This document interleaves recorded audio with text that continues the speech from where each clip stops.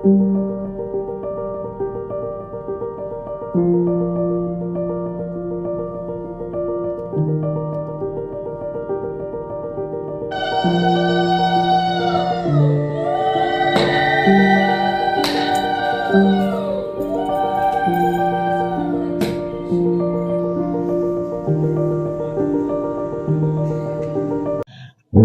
এইবাৰ আমি অকণমান দেৰিকৈ ওলালোঁ একচুৱেলি বতৰ চতৰ কাৰণে বহুত প্ৰব্লেম আছিলে আৰু এইবাৰ আমাৰ দ্বিতীয় বৰ্ষ আমি নাটক তিনিখন আমি লৈছোঁ আপোনাৰ ৰাজীৱ কলিতাৰ মোক সেন্দুৰ নিদিবা, অনন্ত দত্তৰ মায়াবিনী পত্নী, দীপক তামুলীৰ খাকী, তিনিখন নাটকৰে মানে ভিন্ন ভিন্ন কাহিনী আৰু খুব ধুনীয়া কাহিনী তিনিখন নাটকৰে।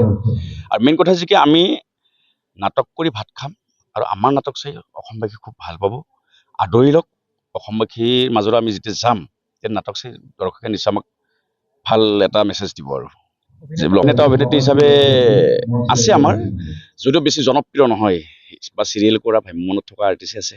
আমাৰ টিমটো খুবেই ভাল আৰু এইবাৰ এটা সুন্দৰ টিম মানে আমাৰ থিয়েটাৰৰ ভিতৰত। এইখন নাটকৰ একচুৱেলি হোৱাত মানে কি হয়, তিনিটা ভিন্ন কাহিনী, তিনিখন নাটকৰে কাহিনীবিলাক ভাল পাব, খুব এটা আমেজ। তিনিখন নাটকৰ তিনিটা কাহিনী, গতিকে খুব আমেজ এটা পাব। সেইটো একচুৱেলি হয়, বহুত ক্ষেত্ৰত মানে কেতিয়াবা যান বিজুতিৰ কাৰণে হয়তো কিবা এটা প্ৰব্লেম হ'ব পাৰে, সেইটো একচুৱেলি আমিও ক'ব নোৱাৰোঁ। কিন্তু আমি আমাৰ দৃঢ় বিশ্বাস আছে যে আমি কমিটিক আমি যিটো প্ৰথমতে আমি চুক্তি কৰোঁতে যিটো কথা ক'ম আৰু সেই চুক্তিমতে মই কামখিনি কৰাৰ কাৰণে সম্পূৰ্ণ দায়িত্ব মই ল'ম। মাজত আমি ছেপ্টেম্বৰৰ 11 তাৰিখৰ পৰা আমি বাহিৰত যাম।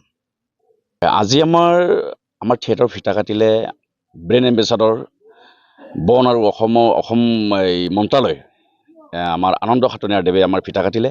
আৰু লগতে আমাৰ নাটকৰ আখৰা গৃহত নাটক মঞ্চস্থ হোৱাৰ আগত আমি নাৰিকল ভাঙিছোঁ। আমাৰ নাৰিকল ভাঙিছে বজালী সমষ্টিৰ, আমাৰ বজালী ডিষ্ট্ৰিক্টৰ এজন বেষ্ট অভিনেতা লগতে নাট্যকাৰ সনাতন কাকতিদেৱে কাটিছে, ফালিছে।